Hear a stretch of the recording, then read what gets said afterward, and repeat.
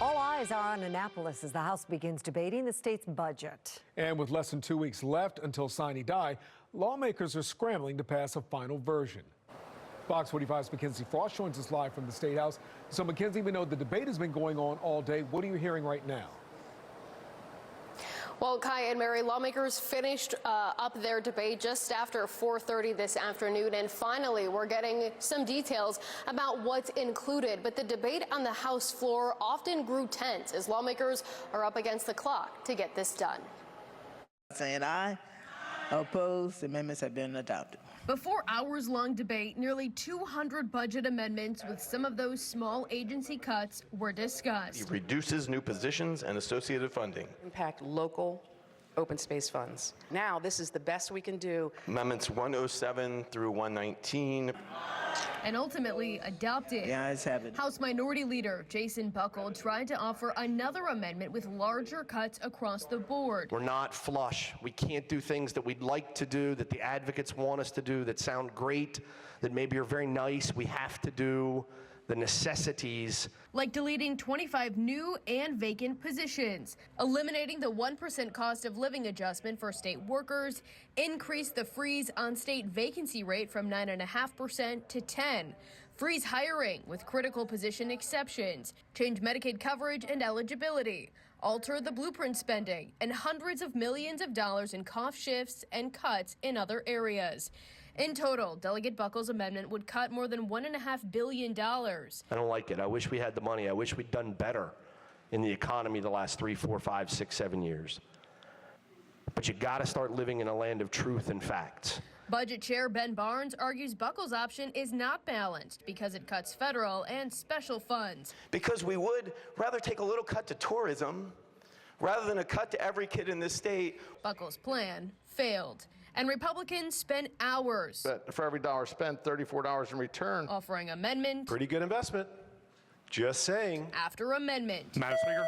Each one. The amendment fails. Failing. The spending plan includes shifting burdens for a certain percentage of wrongfully convicted people onto local jurisdictions, increase sports wagering tax to 20%, increase the cannabis tax to 12%, implement a sales tax on vending machine purchases.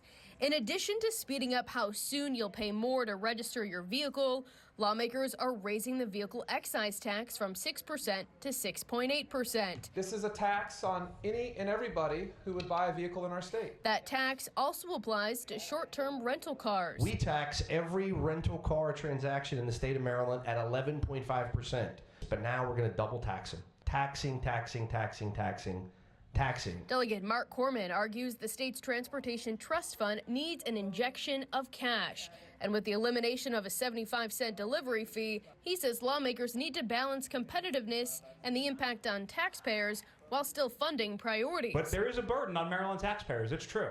We are trying to find the right balance between investing in the things we want to invest in and keeping costs low for people and keeping our state's competitiveness high. And then the new 3% data and IT service tax. Our business climate is a dumpster fire. A tax that has never actually had a public hearing in Ways and Means. The tax would apply to cloud storage, web hosting, and when asked about the impact on healthcare offices. Any consumer or business is purchasing services that we're talking about, for instance, cloud storage, web hosting, yes, they will need to pay the 3% tax. Ultimately, Republicans have argued adding more taxes for businesses will drive them out of the state, which will not help Maryland grow its economy. At what point in time, when we talk about taxes like this, are we not worried about companies just saying, goodbye, Maryland? Businesses are not just making decisions about where to locate purely based on taxes. The budget plan will not put roughly $420 million in the state's rainy day fund, though the balance in the savings account of sorts will still remain above the 5% requirement by law. Ultimately, the plan was not adjusted anymore on the floor, teeing up a third vote later this week. Now, several Republican lawmakers during their debate on the floor argued that this 3% data and IT service tax could open the door for future taxes to be implemented on other services. They argue especially since they don't believe that this proposal right now addresses the structural deficit, arguing if that's not addressed now, more taxes could be on the table in years to come. Live in the State House, Mackenzie Frost, Fox 45 News. Hey, I'm Mackenzie Frost. Thanks for watching. Don't forget to like this video and subscribe to our channel. Check out Fox Baltimore on all of our social media pages for more videos just like this.